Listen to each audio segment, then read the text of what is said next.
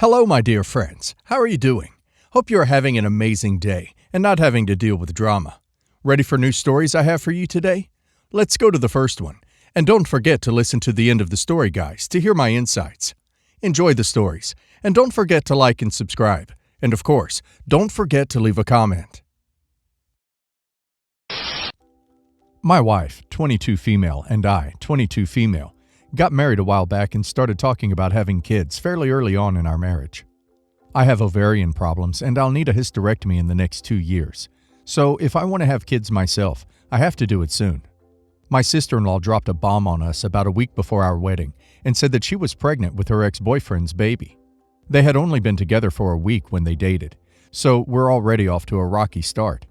Anyways, her and the guy broke up and she's due at the end of August. She had a lot of doubts and contemplated giving up the baby for adoption.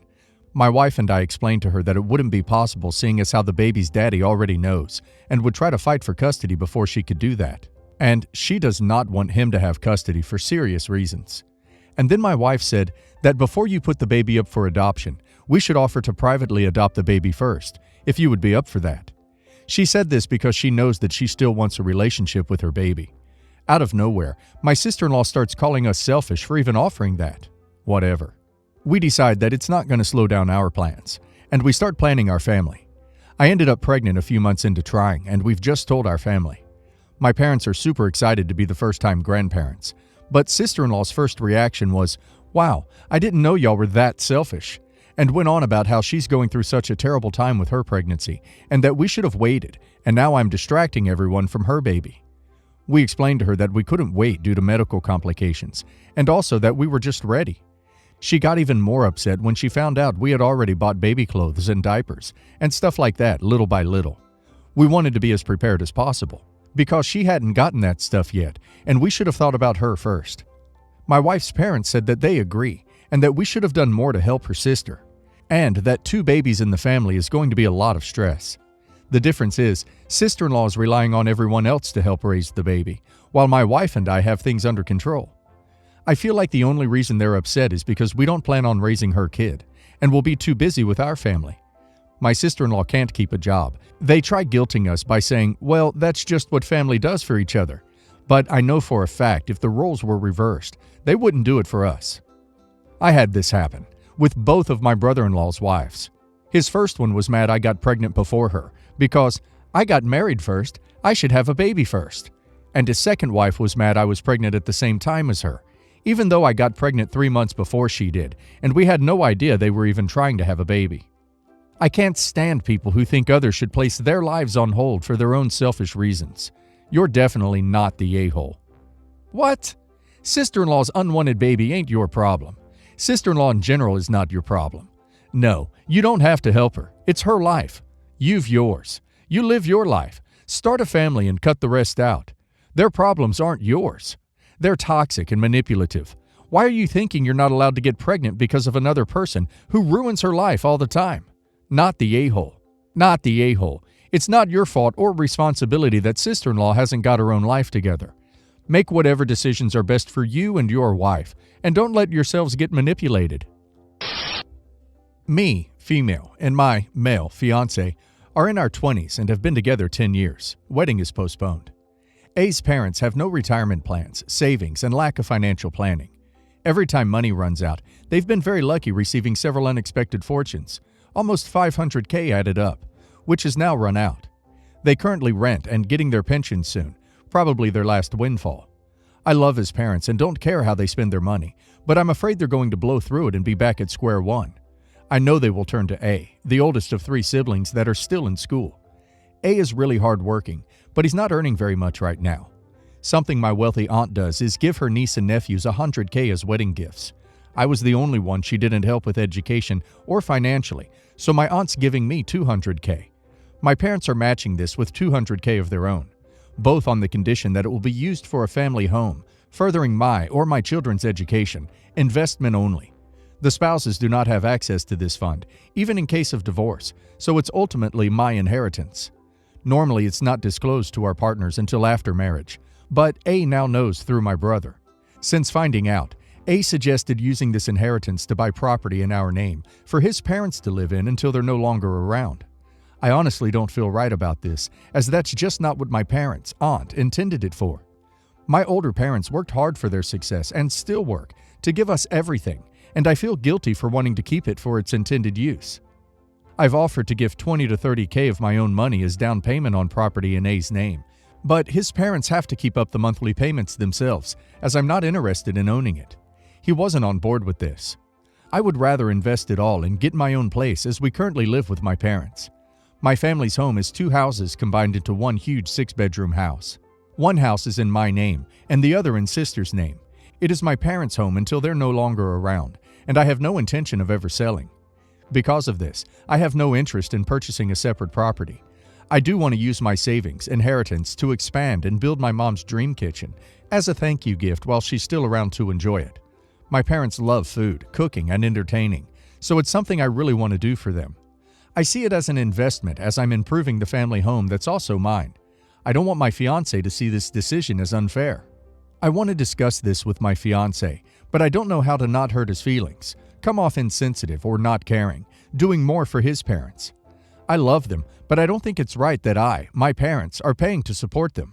I'm only prepared to go with my offer, as part of me also wants to force them to budget and plan out their pensions properly.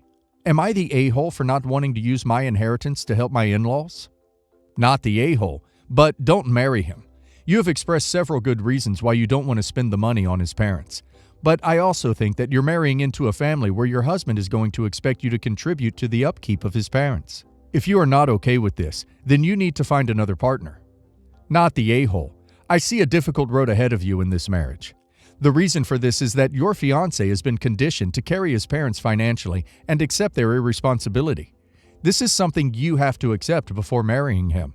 He will not change, and proof of this is his expectation that you should use your money to buy a property for his parents to live in free of charge and consequences. Another problem I see is you needing to justify using the money your family is gifting you to give a gift to your parents. This money is not communal property or earned together in the marriage, so he has no say in how it is used. Not the a-hole, but frankly, from the sounds of it, if you don't buy a house for them to live in, they will eventually end up living with you and A. My ex-wife, 31 female, and I, 29 male, were separated for a year and a half. As in, I moved into my own apartment. We were no longer a couple. She wanted to reconcile, but that wasn't going to happen. The reason we didn't divorce right away was because it would have been too expensive, plus a whole headache to deal with since she was very against it. My girlfriend at the time was just a temp at my work, but we started seeing each other. We fell hard for each other. Then, 9 months after, we found out she was pregnant, and that's when I decided to go ahead and file for divorce, to be completely cut off from her, so I can focus on my family no matter how much it was going to cost. My ex started this whole campaign around that time. Since my girlfriend was pregnant, she created the narrative that I had an affair and left her for the other woman. My parents didn't believe me because obviously they already knew I was living on my own. My sister was the only one who believed her because they were also close friends. We literally met through my sister. She didn't believe me when I said it, then didn't believe my parents, thinking they were just trying to cover for my mistake to avoid being seen as the bad guy. This divided us a lot, even if before we weren't in contact. But she was convinced I broke my ex's heart with my cheating. My sister called me a disgusting pig. On one occasion when she met my girlfriend, who was around 7 months pregnant at the time, called her a homewrecker, and how does she feel carrying an affair child? From there, we ceased all contact despite our parents trying to mediate. My son is 2. Girlfriend and I are living together now. Divorce was finalized last year. Now, she wants to meet her nephew and apologize. I was still firmly against that. My parents convinced me to at least have one phone conversation. So, yeah, she's sorry for how she acted, but now it's the narrative that she doesn't blame my ex for her reaction and is still somewhat on her side because in the end, I'm the one who broke her heart and got someone else pregnant. But apparently is willing to put that aside for my son's sake so they can meet.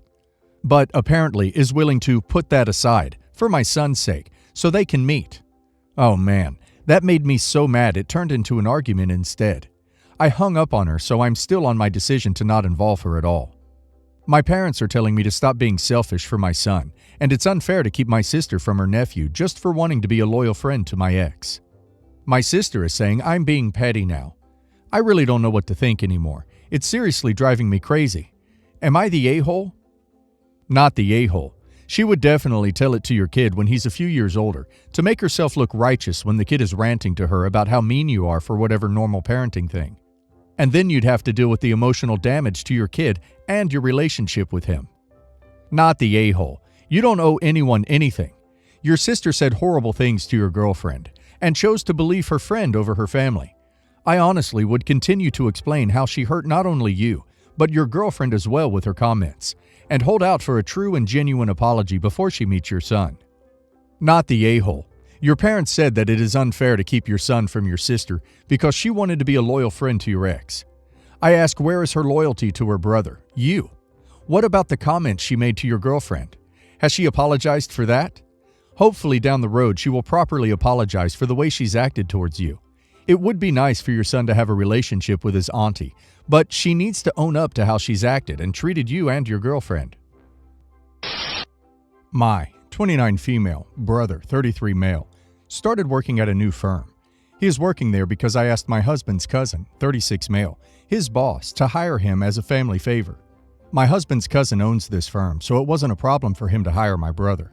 Like 2 weeks later, my brother started telling me that he was attracted to his boss and found him handsome. My brother is bisexual, and when he found out that Jeff, his boss, is gay, he went crazy about it because he likes him.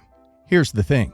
My brother knows Jeff is married to Liam, his husband, and has a 4-year-old son with Liam. My brother thinks that as Jeff is nice and polite to him, Jeff is into him.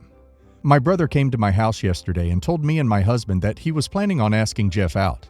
I mean, I'm pissed off because he's talking as if Jeff was single, so I told my brother, okay, let's ignore the fact that going after a married person is wrong and morally incorrect.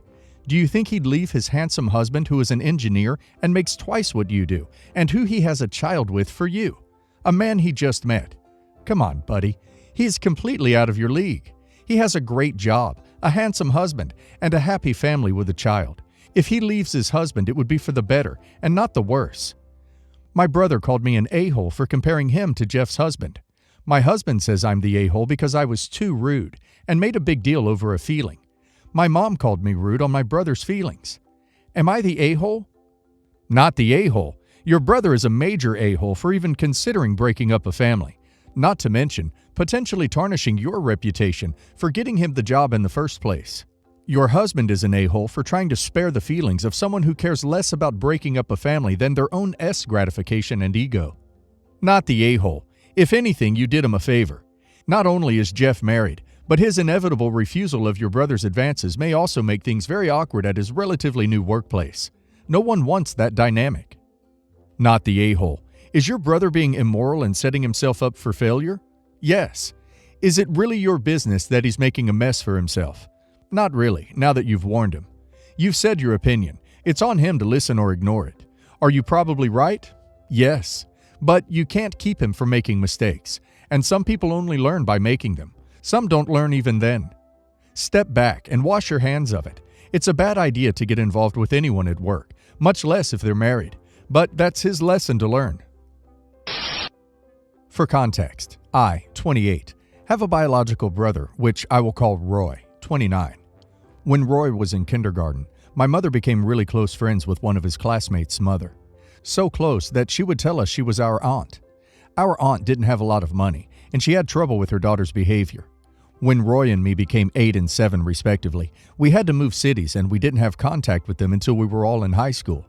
My aunt called my mother crying that she didn't know what to do with Daisy, 29, her daughter, and my mom offered to take care of her during high school. Both my mother and my father paid for her schooling, and they made sure to take care of her with food, doctor's appointments, phone, computer, etc. They never treated her any different than what they would treat us. My mother began calling her daughter, and even though she was only supposed to take care of her during high school, she ended up helping her with some college too. Now, this is where things become complicated. When both my parents passed away, my mother left a considerable sum on her bank account, and we decided to divide it into 3 equal parts, and she had bought a house under my brother's name. Each of us blew our money as we saw fit. Roy and me had already graduated college, but Daisy dropped out. A few months later, my brother moved out and I decided to go live with my wife, something that Daisy never forgave me for because she said we abandoned her, and she kept living in my mother's house. After 2 years of her living there and constantly telling us that we needed to take care of her, Yes, I was dumb enough to give her money. We found out that she was telling everyone that would listen that she was glad our parents died because they were horrible and that she wishes they were suffering in their graves. While I admit my mother was pretty psychologically aggressive, she always had the option to leave. After we found out she was saying that, we kicked her out of my mother's house and sold it. We divided the money between Roy and me and decided that was the end of it. But she now calls me or texts me every few months, telling me that we are a-holes and that she deserves part of that money. Was I the a-hole? Edit. To clarify, there is no will, and the house in my mother's business was in my brother's name. Not the a-hole. Your parents, your inheritance. Splitting 3 ways was generous and kind. You supported her, allowed her to live in your family home, and gave her money. She took advantage, disrespected you and your parents, and is now being disrespectful to your dead parents who took her in. As you say, she chose to stay. She's grown entitled and mean. You need to change your number and step away from this. Decided to live with your wife? Not the a-hole. You shared the initial amount and only sold the house when you found she was talking crap about your parents. She got some of the inheritance, likely more than she was entitled to. So claiming you're not sharing now when you've already gone above and beyond is ridiculous. She just saw the gravy train as an easy life where she could demand money from you, and likely your brother at the same time, while living for free in your parents' old place. Her blowing through her portion of the inheritance isn't on you. Not the a-hole. The only reason you would split that money into 3 is that she was accepted as a daughter by your mother.